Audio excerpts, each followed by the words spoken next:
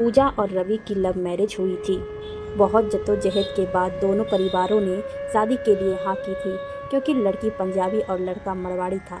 लेकिन पूजा के गुणों और संस्कारों को देखते हुए रवि के खानदान ने शादी के लिए हामी भर दी। पूजा ने भी आते ही अपने व्यवहार और गुणों से सबका मन जीत लिया। साथ ही साथ पूर्ण रूप से मांसाहारी खाना छोड़कर शाकाहारी शुरू कर दिया और अपने आप को ससुराल वालों के रंग में ढाल लिया। देखते ही देखते वह चंद दिनों में ही सबकी चहेती बन गई। सब कुछ बहुत अच्छा चल रहा था। वक्त भी अपनी रफ्तार से बीत रहा था। ससुराल वाले पूजा से बहुत खुश थे और पूजा को भी कभी मायके की कमी महसूस नहीं हुई। सब उसका बहुत लाड़ और मनुहार करते, क्योंकि वह सबसे छोटी बहू थी। रवि भी उसे कहीं न कहीं घुमाने लेकर जाते ही रहता। वो बहुत खुश थी और उसे तो ऐसा प्रतीत हो रहा था कि उसे सारे जहां की खुशी मिल गई हो। लेकिन कहते हैं ना कि खुशी ज़्यादा दिन की मेहमान नहीं होती।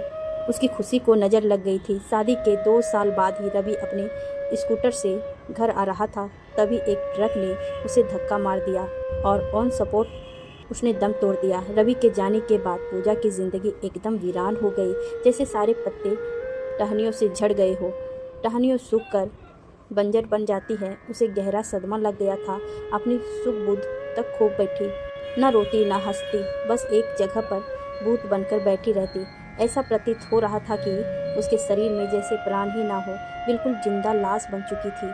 रवि को गुजरने साल भर बीत चुका था, लेकिन उसका दिल यह मानने को तैयार ही नहीं था कि रवि उसकी दुनिया से बहुत दूर जा चुका है और कभी लौट के नहीं आएगा। रंगों और खुशी से तो जैसे नाता टूट गया था। घर वालों से उसकी ये हालत देखी नहीं जा रही थी। सबने सोचा कि अगर इसकी ऐसी ही हालत रही तो ये कामों में चली जाएगी, ये घुट घुट के मर जाएगी। इसे रुलाना बहुत ज़रूरी है। एक बार अगर रो लेगी तो उसका मन हल्का हो जाएगा, तो फिर इसे दूसरी शादी के बारे में बात की जाए। यह सोचकर उसकी सास और जेठानी उसके पास गई और कहा, बेटी तू कब तक रवि का शौक मनाएगी? हम मानते हैं कि तूने अपना पति खोया है, तेरे लिए आसान नहीं है जीना उसके बिना, लेकिन तेरे ऐसे खुद को सजा देने से वो वापस नहीं आ जाएगा। बेटा तू मान क्यों नहीं लेती कि वो मर गया है, और अगर तुमने अपना पति खोया है तो हमने भी तो अपना बेटा खोया है। हमें भी उसके जाने का दुख है, लेकिन इसका मतलब ये तो नहीं है कि हम चलना छोड़ दें। बेटा ज़िंदगी आगे बढ़ने का नाम है, रुकने का नहीं। ज़िंदगी किसी के लिए नहीं रुकती, चाहे कोई हमारा जितना भी अजीज क्यों ना हो। और आज तुम्हें समझ में नहीं आ रहा है कि क्योंकि हम सब हैं तुम्हारे पास, लेकिन कल क्या होगा? तुम्हारे सामने तुम्हारी पहाड़ जैसी ज़िंदगी पड़ी है, कैसे काटेगी इसे? अकेले ज़िंदगी के हर कदम पर एक साथी की ज़रूरत महसूस होगी। किसने अपना सुख दुख कहेगी? एक बात और बेटा, जिसका पति नहीं होता ना उसके 10 पति खड़े हो जाते हैं। किस किस से अपने आप को बचाओगी? तुम जवान हो, खूबसूरत हो, इसीलिए ना चाहते हुए भी तुम्हें ज़िंदगी में आगे बढ़ना ही पड़ेगा और एक नई शुरुआत करनी ही होगी। काफ़ी देर समझाने के बाद पूजा को अपनी सास और जेठानी की बात समझ में आई और उसका गुब्बारा निकला और वह फूट फूट कर रोने लगी। अब उसका मन पूरी तरह से शांत हो चुका था। उसने अपनी जेठानी और सास की बात मान ली। एक बार फिर से शुरुआत करके वह अपने पति और बच्चे के साथ आज बहुत खुश है।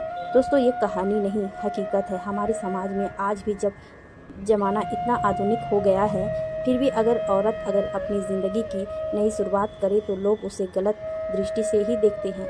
वहीं अगर पुरुष करे तो कोई उस पर उंगली नहीं उठाता। हमारे समाज को इसी मानसिकता को बदलने की ज़रूरत है, ताकि औरत को भी समाज ने सर उठाकर जीने का हक मिल सके। जिस तरह पूजा की सास और जेठानी ने उसे समझाकर उसका पुनर्विवाह कराया, उसी तरह अगर किसी भी स्त्री के साथ ऐसी घटना घट जाए तो उसके ससुराल वाले को भी ऐसा ही करना चाहिए, जिससे कि लड़की का जीवन फिर से संवर सके और वो सर उठाकर जी सके। आशा करती हूँ कि आपको मेरी स्वरचित व मौलिक कहानी पसंद आई।